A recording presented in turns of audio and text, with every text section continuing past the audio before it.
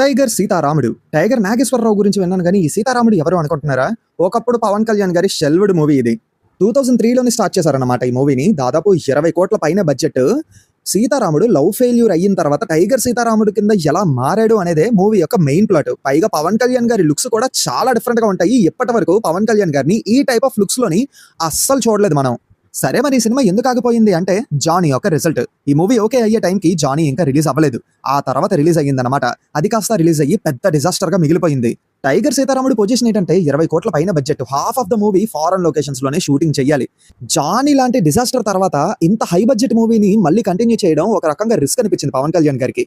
తన బ్రదర్ అలాగే ఈ మూవీ ప్రొడ్యూసర్ అయిన నాగబాబు గారి మీద ఎక్కువ బర్డెన్ పడుద్దనే భయంతో ఈ మూవీని ఆపేశారు.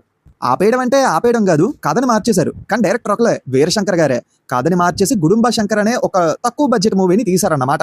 అందుకే గుడుంబ శంకర్ సరిగ్గా ఆడకపోయినా నాగబాబు గారికి పెద్ద లాసెస్ అయితే మిగలలేదు.